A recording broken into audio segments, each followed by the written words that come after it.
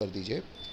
जो पानी होता है ना बच्चों, वाटर मॉलिक्यूल, जो H2O का मॉलिक्यूल होता है, अगर आपसे कोई पूछे कि H2O मॉलिक्यूल का शेप कैसा है, तो हैज़ बेंट शेप ज्योमेट्री।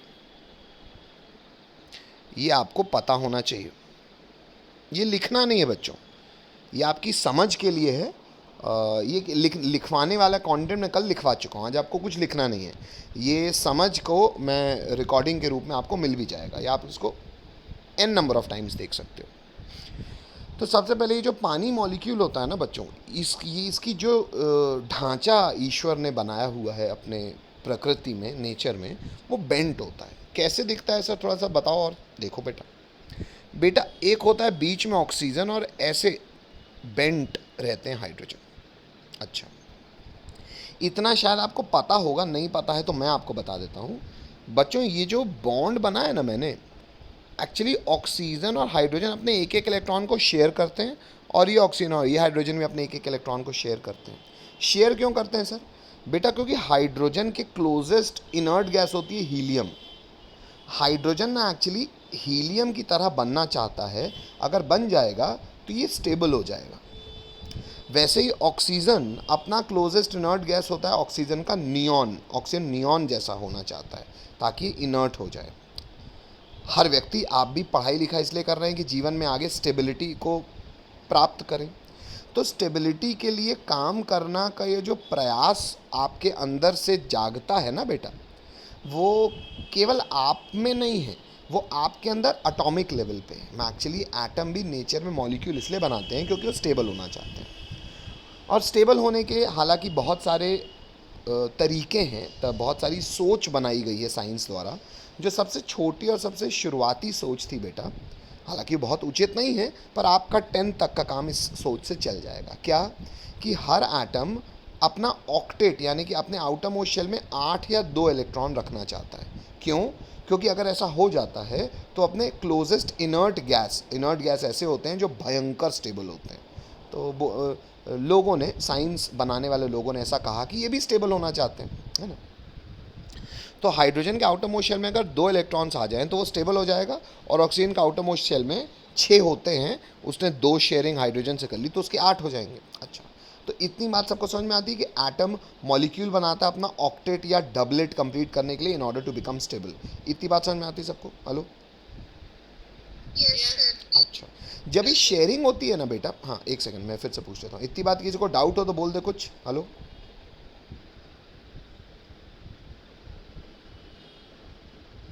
नहीं है, ठीक है।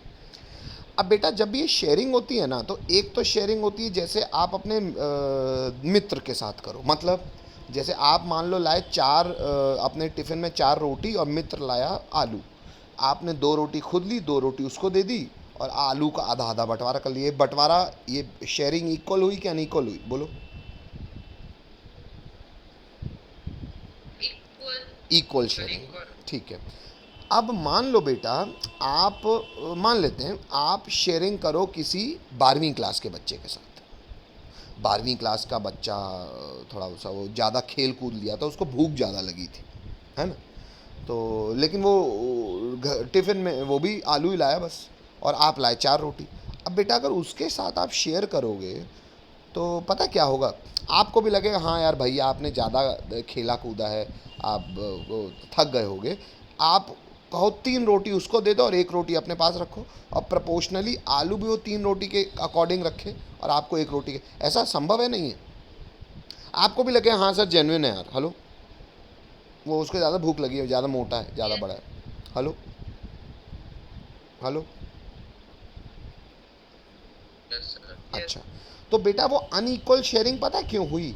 क्योंकि एक के पास रोटी के लिए ज़्यादा भूख थी। अच्छा, यहाँ पे शेयरिंग किस चीज़ की हो रही है? मैंने क्या बोला? इलेक्ट्रॉन्स की। आइए वो इलेक्ट्रॉन्स को मैं दर्शा भी दूँ आपके लिए। बेटा ये रहा मान लो ऑक्सीजन का इलेक्ट्रॉन, और ये रहा मान लो हाइड्रोजन का इलेक्ट्रॉन। आइए ये देखो, दिख रहा होगा सबको? हेलो? हेलो? अब मैं आपको बता देता हूँ, ऑक्सीजन के इलेक्ट्रॉन्स जो कि बाहर घूम रहे हैं उनको अट्रैक्ट कर रहा है अंदर का न्यूक्लियस। ऑक्सीजन के न्यूक्लियस में बेटा 8 प्रोटॉन होते हैं, और हाइड्रोजन के न्यूक्लियस में एक प्रोटॉन होता है। आप बताओ किसका न्यूक्लियस ज़्यादा मजबूत है, कौन ज़्यादा इलेक्ट्रॉन्स को अपनी तरफ खींच सकता है? जिसके अंदर ज़्यादा प्रोटॉन्स हैं, नहीं कि जिसके अंदर कम प्रोटॉन्स हैं? बोलो। तो जिसमें ज़्यादा प्रोटॉन। जिसमें ज़्यादा प्रोटॉन मतलब प्लस। सर जिसमें ज़्यादा प्लस होगा वो माइनस को ज़्यादा अट्रैक्ट करेगा। अच्छा, इसका मतलब पता क्या हुआ? ऑक्सीजन उसी बड़े 12वीं के बच्चे की तरह है जो ज़्यादा भूखा है, लेकिन इसको भूख रोटी की नहीं है, इसको भूख इलेक्ट्रॉन्स की है। मानते हो? हेलो। Yes sir. अब जब ये शेयरिंग होगी ना बेटा, मैं थोड़ा सा आपको शेयरिंग वाला क्लाउड दिखाऊं। अब ऑक्सीजन और हाइड्रोजन के बीच ये है, मान लो ऑक्सीजन, और ये है मान लो हाइड्रोजन। अब ऑक्सीजन और हाइड्रोजन के बीच में जब शेयरिंग होगी ना बेटा, तो वो जो इलेक्ट्रॉन्स है ना, जो दो इलेक्ट्रॉन्स शेयर्ड पेयर है, मान लो ये है वो शेयर्ड पेयर ऑफ इलेक्ट्रॉन, ये है वो शेयर्ड पेयर ऑफ इलेक्ट्रॉन्स का क्लाउड। ये हो गया एक इलेक्ट्रॉन, ये हो गया दूसरा इलेक्ट्रॉन। ये ब्लू ब्लू क्या हो गया बच्चों? Electron cloud. क्या हो गया? क्या हो गया? इलेक्ट्रॉन का बादल, इलेक्ट्रॉन का क्लाउड, वो दो इलेक्ट्रॉन्स का cloud. Hello hello hello hello, बोलना पड़ेगा बच्चों। अच्छा, अब इस इलेक्ट्रॉन के क्लाउड को ना मैं एक काम करता हूँ, थोड़ा सा कॉन्सेंट्रेटेड बना देता हूँ। मतलब दोनों इलेक्ट्रॉन्स के, मान लो एक आदमी 10 रुपये लाया और दूसरा आदमी 10 रुपये लाया, तो इक्वल शेयरिंग होती कि दोनों को मतलब दोनों का कॉमन अकाउंट कितना हो जाता बेटा? 20 रुपये का। हेलो, अब कायदे से वो 20 रुपये इस्तेमाल करने का हक तो दोनों के पास बराबरी से होता, तब ना इक्वल शेयरिंग कहलाती। लेकिन क्योंकि ऑक्सीजन ज़्यादा इलेक्ट्रॉन्स का भूखा है, तो बेटा नेचर में ऑब्जर्व ये किया जाता है कि ये जो इलेक्ट्रॉन का क्लाउड होता है ना, ये किसकी तरफ ज़्यादा शिफ्टेड होता है, किसके पास रहता है? ऑक्सीजन के पास थोड़ा सा शिफ्टेड रहता है। हेलो हेलो, क्योंकि ऑक्सीजन ज़्यादा खींचेगा इलेक्ट्रॉन्स को। इसलिए बोला जाता है कि ऑक्सीजन और हाइड्रोजन जब भी बॉन्ड बनाएंगे, तो ऑक्सीजन और हाइड्रोजन के बने हुए बॉन्ड में भले वो दोनों एक एक इलेक्ट्रॉन शेयर करते हैं, पर ऑक्सीजन इलेक्ट्रॉन्स को थोड़ा सा अपनी तरफ ज़्यादा खींच लेता है, इसलिए थोड़ा सा नेगेटिव हो जाता है। ये खिंचवा लेता है, इसलिए थोड़ा सा पॉजिटिव हो जाता है। What does the delta sign mean? Partial negative and partial positivity. ये बात समझ में आती है? Yes sir. बेटा कभी भी किसी भी मॉलिक्यूल में अगर प्लस माइनस आ जाए ना, तो ये बॉन्ड जो है ना, ये कहलाने लगता है पोलर कोवेलेंट बॉन्ड। क्या कहलाता है?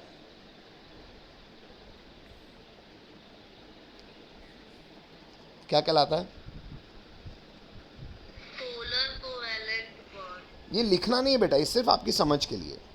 ये कहलाता है पोलर कोवेलेंट बॉन्ड। अच्छा, इसका मतलब सर हम ये समझ गए कि आज से आप जब भी पानी बनाओगे ना सर, H2O, जैसे आपने एक O बनाया, मैं बीच बनाता हूँ सर, आपने एक O बनाया, एक H बनाया और दूसरा H बनाया, ये एक मॉलिक्यूल है सर।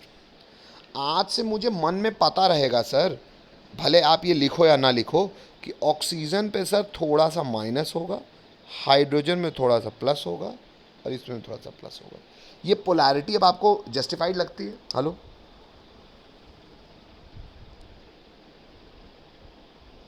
हेलो। Yes sir. अच्छा, क्या आप ये बात जानते हो कि प्लस माइनस एक दूसरे को अट्रैक्ट करता है कि नहीं जानते? Yes sir. अच्छा, तो मुझे ये बताओ, अगर यहाँ पे मैं एक दूसरा पानी का मॉलिक्यूल ले आऊँ, अगर यहाँ पे मैं इसकी प्रॉक्सिमिटी में इसके पास एक दूसरा पानी का मॉलिक्यूल ले आऊँ, तो आपको नहीं लगता कि इसके जो हाइड्रोजन का प्लस होगा और इसका जो ऑक्सीजन का माइनस है, ये आपस में अट्रैक्ट करेगा? ये प्लस माइनस अट्रैक्ट कर सकता है कि नहीं कर सकता? भले एक दूसरे का हाइड्रोजन है और ये दूसरे का ऑक्सीजन है, थोड़ा बहुत इनमें संबंध बन सकता है कि नहीं बन सकता? Yes sir. वैसे ही बेटा अगर मान लो मैं कहता हूँ एक ऑक्सीजन, एक और दूसरा वाटर मॉलिक्यूल आ गया, क्या इस वाटर मॉलिक्यूल में भी इसके हाइड्रोजन का प्लस और ये ऑक्सीजन का माइनस के बीच में कुछ अट्रैक्शन फोर्स रह सकते हैं कि नहीं रह सकते? वैसे ही मैं चीज़ों को, एक सेकंड, एक बच्चा आ रहा है, अगर मैं एक और पानी का मॉलिक्यूल बनाऊं, अब मैं लेकिन उसका, पानी का मॉलिक्यूल तो बेंट होता है सर, तो मैं फ़ोटो देख लो, हर पानी का मॉलिक्यूल में बनाया बेंट ही है। क्या इस ऑक्सीजन का माइनस और इस ऑक्सीजन के प्लस के बीच में कोई अट्रैक्शन हो सकता है कि नहीं हो सकता? Yes. Yes. एक और बार बस, ये O, ये H और ये H, क्या एक और वाटर मॉलिक्यूल के ऑक्सीजन का माइनस और हाइड्रोजन के प्लस के बीच में अट्रैक्शन फोर्स हो सकता है कि नहीं हो सकता? Yes, sir. एक्चुअली बेटा पानी के केस में यही होता है। सबसे पहले आप लोग ये फ़ोटो को बना लीजिए बेटा, ये फ़ोटो अब बनानी है आपको, ये फ़ोटो बनाओ, बनाओ तो हाँ बोलो।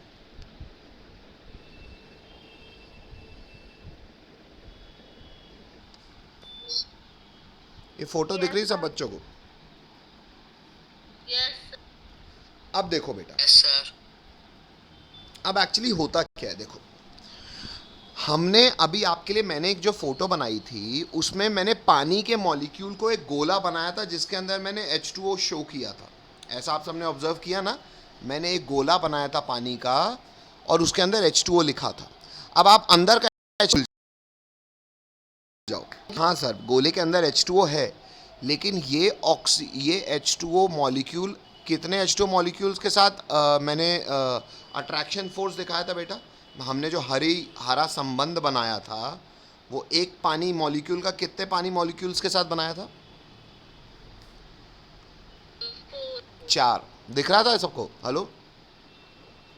Yes, sir. Yes, sir. अच्छा, क्या आप लोग ये भी जानते हो कि सर अगर कोई लिक्विड स्टेट में है और लिक्विड से सॉलिड स्टेट में आएगा तो टेम्परेचर घटाएंगे तो ये जो येलो कलर के बॉल्स हैं इनकी काइनेटिक एनर्जी घटती जाएगी और ये एक दूसरे के पास आते जाएंगे। पास क्यों आएंगे? क्योंकि इनके बीच में एक अट्रैक्शन फोर्स होगा। वो अट्रैक्शन फोर्स को ही मैं हरे कलर की डंडी से दिखा रहा हूँ। अट्रैक्शन फोर्स प्लस माइनस के बीच का अट्रैक्शन है जो उनको पास लाता जाएगा, लाता जाएगा, लाता जाएगा, लाता जाएगा, और एक पॉइंट आएगा जब वो एक दूसरे के इतने पास आ जाएंगे कि वो सॉलिड बन जाए। हेलो? हेलो? Yes, sir. अच्छा, इन जनरल बच्चों अगर कोई चीज़ सॉलिड बन जाती है तो वो मॉलिक्यूल्स कॉन्स्टिट्यूएंट इतने पास आ जाते हैं कि मास पर यूनिट वॉल्यूम यानी कि डेंसिटी, भाई एक फिक्स्ड वॉल्यूम में अगर लोग पास आते जाएंगे तो ज़्यादा लोग आ जाएंगे, तो मास पर यूनिट वॉल्यूम यानी कि डेंसिटी यानी कि भार बढ़ जाता है। इसलिए जनरली सॉलिड जो होते हैं वो लिक्विड से ज़्यादा डेंस होते हैं। इसलिए ऐसा बोला जाता है कि कभी भी कोई भी सॉलिड को पानी में फेंको तो सॉलिड जो है वो नीचे डूब जाता है, तैरता नहीं है। अगर आप कभी भी चाहते हो पत्थर पानी में तैरे तो माइथोलॉजिकली आपको पत्थर में क्या करना पड़ता है? राम भगवान का नाम लिखना पड़ता है। ये आपने रामायण में कभी सुना है, देखा है? हेलो? Yes. हेलो? अच्छा, Yes, sir. तो अगर आप चाहते हो कोई सॉलिड पानी में तैरे तो सॉलिड पानी में नहीं तैरता। क्यों नहीं तैरता? क्योंकि सॉलिड की डेंसिटी ज़्यादा होती है। लेकिन ईश्वर ने एक ऐसा सॉलिड बनाया है जो एक्चुअली अपने लिक्विड स्टेट से कम डेंस है, यानी कि हल्का है। अरे सर ऐसा कैसे? वॉल्यूम घटेगी सर, ज़्यादा लोग आएंगे तो कायदे से तो अगर कोई चीज़ सॉलिड बन गई है तो वो लिक्विड से तो डेंस होगी। नहीं बेटा, आपने शायद देखा भी होगा, अगर बर्फ़ को आप पानी में डालते हो तो बर्फ़ तैरती है। कहाँ देखा होगा? अरे अपनी कोल्ड ड्रिंक के ग्लास में, कभी भी ग्लास में कोल्ड ड्रिंक डालो और ऊपर से बर्फ़ डालो तो बर्फ़ तैरती रहती है। इसका अर्थ ये है कि सर जो सॉलिड आइस होती है वो भले सॉलिड है, वो अपने लिक्विड से हल्की है, डेंस नहीं है, लेस डेंसर है, तभी तो तैरती है। तो लोगों को एक प्रश्न आ जाता है कि सर कैसे ऐसा संभव है यार? जैसे जैसे हम टेम्परेचर घटाते हैं और चीज़ लिक्विड से सॉलिड बनती है वो तो डेंस होनी जानी चाहिए। पानी के केस में ऐसा क्यों नहीं होता? उसमें तो राम भगवान का नाम भी नहीं लिखा।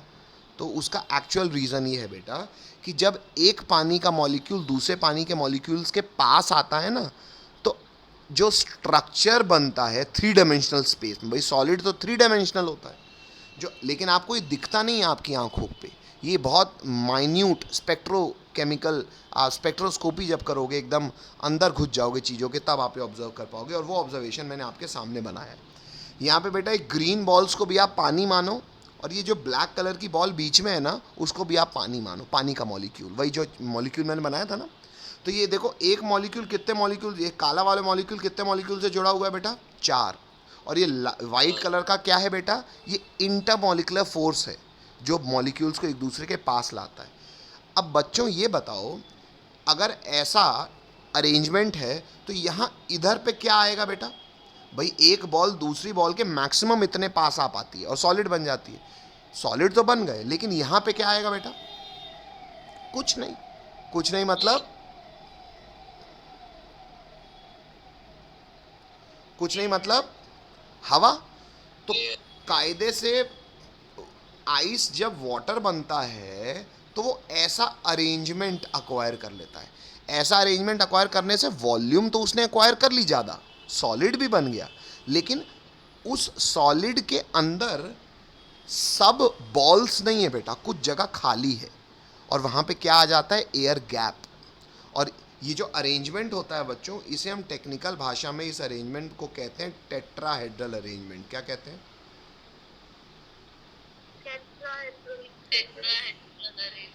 और ये टेट्राहेड्रल अरेंजमेंट होने के चक्कर में ना, जैसे आपने अपने कुछ स्कूल के अपने दोस्तों को भी देखा होगा कि भाई कुछ लड़के ऐसे होते हैं जो होते बहुत मोटे हैं लेकिन अंदर दम नहीं होती, तो बोलते हैं अरे यार इसको मत खिलाओ, ये कबड्डी है, ऐसे ये आलू है। कई आपने ऐसे शायद ऐसा कभी ऐसा है, इसका किसी और तरीके से आपने एग्जाम्पल या आपस में कभी बातचीत की होगी। और कई कुछ लड़का होता है, होता बहुत पतला है लेकिन ये मार घूसा मारता है, उसकी हड्डी बहुत तेज़ लगती है, तो बोलते हैं भले पतला है लेकिन उसमें दम बहुत है, खूब घी खाए। हेलो, ऐसा कभी आपने ऑब्जर्व किया है? तो बेटा एक्चुअली बर्फ़ भी एक ऐसा ही सॉलिड है जो दिखने में सॉलिड ज़रूर है, पर उसके अंदर ना वो पोला है। हम लोग देसी भाषा में बोलते हैं ना पोला, काहे, हवा भरी। Hello hello hello. तो एक्चुअली पानी जब सॉलिड बनता है तो मॉलिक्यूल्स एक दूसरे के पास आते हैं और कैसा अरेंजमेंट अक्वायर करते हैं, टेट्राहेड्रल अरेंजमेंट। इस अरेंजमेंट को इंग्लिश में हम साइंटिफिक भाषा में टेट्राहेड्रल अरेंजमेंट कहते हैं। इस टेट्राहेड्रल अरेंजमेंट बनने के दौरान वाटर मॉलिक्यूल्स पास तो आ जाते हैं, सॉलिड भी बन जाते हैं, लेकिन हर जगह वाटर मॉलिक्यूल नहीं होता, कुछ एयर गैप आ जाता है मॉलिक्यूल्स के बीच में, और वो एयर गैप में मास तो आया नहीं पर वॉल्यूम बढ़ गई, तो मास पर यूनिट वॉल्यूम यानी कि डेंसिटी कम हो गई। किसकी? सॉलिड आइस की। किसके कंपैरिजन में? लिक्विड वाटर के कंपैरिजन में। लेकिन ये काम कब होना शुरू होता है बच्चों? 4 डिग्री सेल्सियस के बाद। किसके बाद? आप पानी को ठंडा करते जाओ करते जाओ करते जाओ करते जाओ, 4 डिग्री सेल्सियस के बाद जब पानी और ठंडा होता जाता है तो वो एक दूसरे के पास आता जाता है और ये टेट्राहेड्रल अरेंजमेंट बनना शुरू हो जाता है। जैसे शुरू हो जाएगा एयर गैप आने लगेगा, एयर गैप आने लगेगा तो डेंसिटी लिक्विड वाटर से घटने लगेगी। मेरी बात समझते हो? हेलो। इन जनरल बच्चों, इन जनरल, अगर पानी की बात नहीं कर रहा हूं मैं, इन जनरल डेंसिटी किसकी ज़्यादा होती है, सॉलिड की कि लिक्विड की? लेकिन बर्फ़ के केस में आइस सॉलिड की डेंसिटी कम होती है क्योंकि वो पोला सॉलिड है। पोला सॉलिड क्यों है? क्योंकि टेट्राहेड्रल अरेंजमेंट जब वाटर अक्वायर करता है तो बीच में एयर गैप आ जाते हैं, and due to the introduction of those air gaps mass पर यूनिट वॉल्यूम घट जाती है, क्योंकि मास आ ही नहीं पाता वॉल्यूम में, क्योंकि हवा हवा रह जाती है। शायद अब आपको ये बात समझ में आती है। बोलना पड़ेगा बच्चों सबको, ये पूरा रिकॉर्डेड है, आप ये 4 बार सुन सकते हो। मैं इसको हेडिंग भी देख दूंगा कि ये जो सवाल था हमारा, पर समझ में आता है कि नहीं। लिखवा में निकल दिया था, आज मैं फिर दिखा रहा हूँ क्या लिखाया था, पर ये समझ में आता है कि नहीं। जिसको दिक्कत हो बोल दो बेटा। करना चाह रहे थे, एक बार ये सवाल पढ़ेंगे बेटा। विपुल अनम्यूट करो और ये सवाल पढ़ के सुनाओ हमको। सवाल क्या है जिसका जवाब हम दे रहे हैं? हाँ। Liquids generally have lower density as compared to solid. but you must have observed that ice floats on water. Why? English पढ़ो.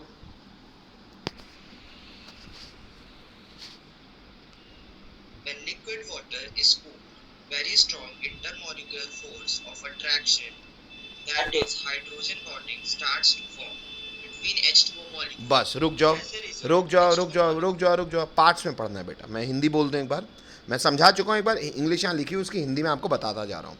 लिखा है कि जब पानी को ठंडा करते हैं तो बहुत स्ट्रॉन्ग इंटरमॉलिकुलर अट्रैक्शन, जैसे मैंने ग्रीन ग्रीन डंडी बना के दिखाया था. ग्रीन ग्रीन डंडी क्यों थी? क्योंकि एक का हाइड्रोजन का प्लस दूसरे का ऑक्सीजन के माइनस को अट्रैक्ट करता, प्लस माइनस अट्रैक्ट करता, आप जानते हो. उस ग्रीन ग्रीन अट्रैक्शन फोर्स को मैं नाम भी दे रहा हूँ. क्या कह रहा हूँ उसको? हाइड्रोजन बॉन्डिंग कहा जाता है उसे. ये बहुत स्ट्रॉन्ग अट्रैक्शन फोर्स होता है बेटा. और इस अट्रैक्शन फोर्स के कारण मॉलिक्यूल, पानी का मॉलिक्यूल एक दूसरे के पास आने लगता है. यहाँ तक किसी को कोई दिक्कत? बोलना पड़ेगा. No, sir. चलो विपुल कंटिन्यू.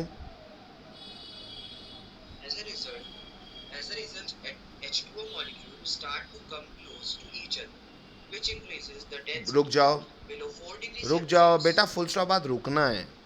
अब अट्रैक्शन फोर्स बढ़ने से हुआ क्या? काइनेटिक एनर्जी, टेम्परेचर तुमने घटाया. जैसे पानी मान लो रूम टेम्परेचर पे था 40 डिग्री, तुमने टेम्परेचर घटाया, पानी के मॉलिक्यूल की काइनेटिक एनर्जी घटती गई तो उनके बीच में इंटरमॉलिक्यूलर अट्रैक्शन फोर्स, जो हरा हरा बॉन्ड था, जो अट्रैक्शन फोर्स था, एट हाइड्रोजन बॉन्डिंग जिसको नाम दिया मैंने, उसके बाद मॉलिक्यूल पास आते गए. अब मॉलिक्यूल पहले तो पास आते जाएंगे तो जैसे जैसे टेम्परेचर घटाओगे पास आते जाएंगे तो डेंसिटी बढ़ती जाएगी. लेकिन ये कब तक है? 4 डिग्री सेल्सियस तक. अब तुम 4 डिग्री सेल्सियस के नीचे अगर टेम्परेचर ले गए तो क्या होना शुरू होगा? इंग्लिश पढ़ो बेटा. Below 4 degrees Celsius, the density starts to decrease as tetrahedral arrangement of H2O molecules start to form. 4 degree Celsius के नीचे, वो जो मैंने आपको फोटो दिखाई ना, पानी के बॉल्स आपस में पास आते अब टेट्राहेड्रल अरेंजमेंट बनाने लग गए. जब वो अरेंजमेंट बनने लग गया तो मॉलिक्यूल्स अब और पास नहीं, वो तो फिक्स हो गए वहाँ पे. तो बीच में कहाँ रहा? कुछ नहीं, हवा. तो उसके बाद क्या हुआ? वॉल्यूम तो अक्वायर करने लगे वो, लेकिन मास बीच में कुछ नहीं था, हवा था, पोले थे. तो मास पर यूनिट वॉल्यूम घटने लगी. आगे पढ़ो बेटा. Tetrahedral arrangement introduced air gap between H2O molecules. As a result, the mass per unit volume of solid ice becomes lesser than liquid water. Hence, ice floats on water. और वही photo जो मैंने आपको बनवाई है बेटा, देखो कोई बच्चा पूछ रहा ना था ना सर वो अट्रैक्शन फोर्स कैसे दर्शाएं, ऐसे दर्शाओ बेटा. अब ये फोटो समझ में आ रही है बेटा? बोलना पड़ेगा. Yes, sir. चलो एक बार फिर समय दे रहा हूँ जिसको फोटो बनानी